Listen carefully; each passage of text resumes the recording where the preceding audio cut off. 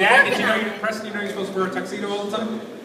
I am aware, but I opted out today. Okay, that's all right. That's all right. We are casual. Before we get into your story, Grace, can we talk about, we just saw the most amazing thing while we were waiting. Can we talk about your veins? You have, you had a surgery, which we're going to hear in a second, but you had veins come out in a certain shape just below your neck. Yes. What is the shape that they came out in? The shape came out of a heart and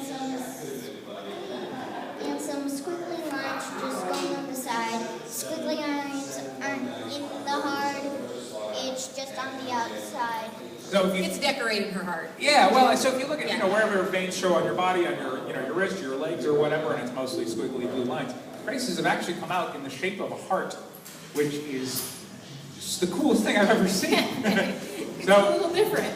Grace Grace actually has a pacemaker. That's what the surgery was. So let's start at the beginning. Who's the better storyteller, Grace? You or Dad? You? Okay. Let you raise your hand. Yeah, why not? You're on the radio. Don't raise your hand. It's weird. Say me. So you're 8 now. When did this all start? Well, it all started one day when I wasn't even 3, and I was just like months away before I turned 3, and I was at daycare, and I just passed out. My heart stopped.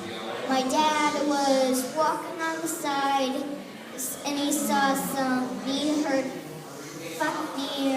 fire trucks, sirens, ambulances, police cars, and he's just like, I bet he was just going, please don't let that be my child. Because it's outside of your school. That was when I was in my daycare, and so when he got inside, he had a little bit of luck, and he saw me pale as a ghost, just sitting there, and he's like, okay, let's go to the emergency room, check her out. And so, Dad, that's pretty accurate. You were on your way to go pick her up from daycare like every other day? I was actually there to, pick her up and her little brother up. And there Grace was sitting on a gurney. The ambulance they've been trying to call me for about 10 minutes. I left my cell phone at work. Of course. At work, of course, and you walk in and you see all these lights.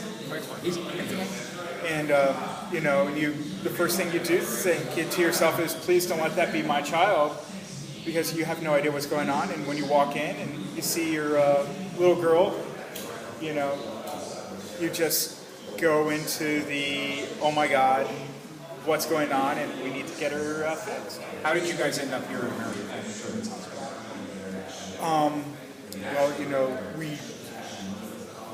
It was where we needed to be, is the best way to describe that.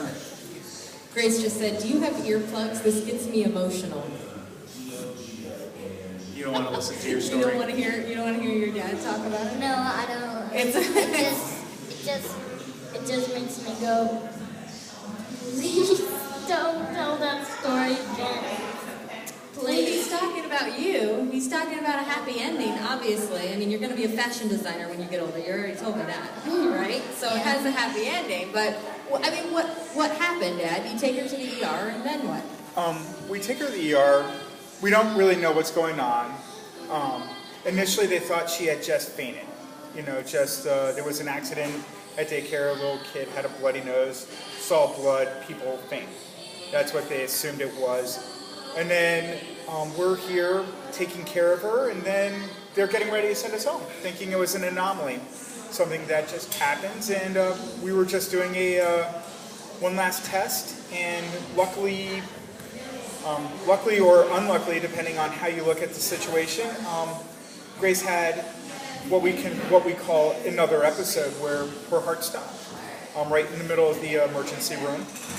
And she collapsed. And unfortunately, in this situation, we were in the bathroom trying to get a pee test. A little graphic there, but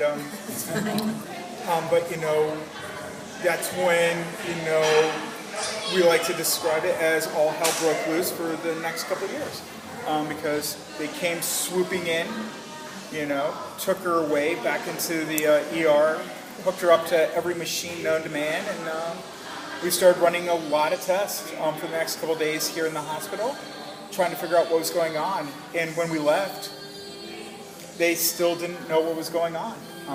They couldn't replicate it. They didn't have an answer, so we were just sent on our way. And it's no news is worse than bad news in that situation almost, because as a dad, you have to be thinking the worst. Yeah, and seeing your daughter just kind of collapse, you freak out a little bit. Okay, you freak out a lot. But then time went by, and you tend to just think and believe in the doctors that say that it's an anomaly. It's, you know, this just one-time occurrence, and then it happens again. But this time it happens at home at 6 o'clock in the morning, you know, when you're getting ready to go to work, and there all of a sudden you're looking at your daughter on the floor, I hate to say this word, lifeless, because there was no pulse, there was no color, there was no breathing. So it took a long time.